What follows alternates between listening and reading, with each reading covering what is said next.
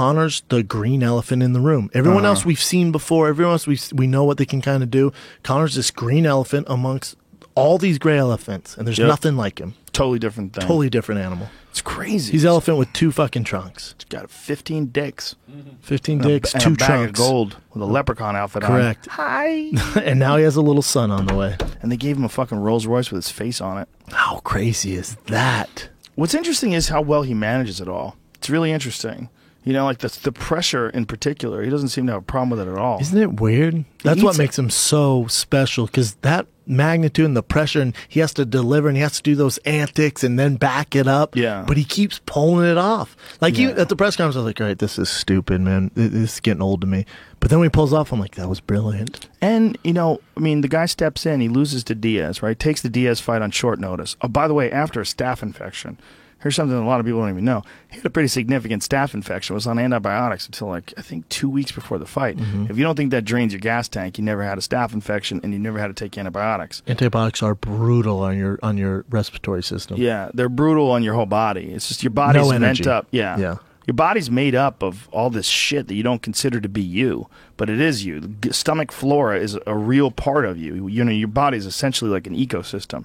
And when you have a staph infections are dangerous as fuck, and people die from them. So they hit you with some heavy-duty antibiotics. I've had staph twice, and it's not fun. And the first time I had it and I took the medication, I couldn't believe how I felt. So weird. I felt lightheaded.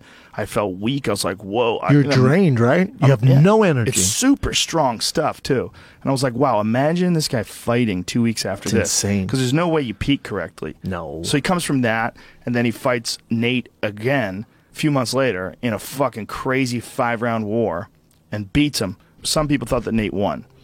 I mean, it's I didn't very think close. he did, but I didn't think he did close either. fight. I thought the decision was correct, but I was like, wow, that's a close fight. So takes that fucking crazy chance, comes back and fights that guy.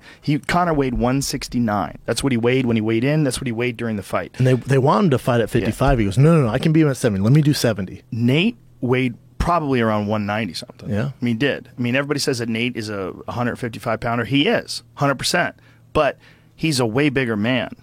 Than Conor is. Yeah. He just is, you know? So it's like, who's going to weigh more when they actually get in there? Nate's going to weigh more. So he does that, and then goes from there and just starches Eddie Alvarez like a world beater, and just so relaxed and loose in there. So amazing. Fucking Madonna was at the show. Madonna was at the fucking show. Madonna was at the fights. How crazy is that? Madonna's Instagramming. Mama, we made it. Mama, we made it. It's red panty night. It's red panty night, and Madonna, you're up. I think she's single. Where the fuck is my second belt?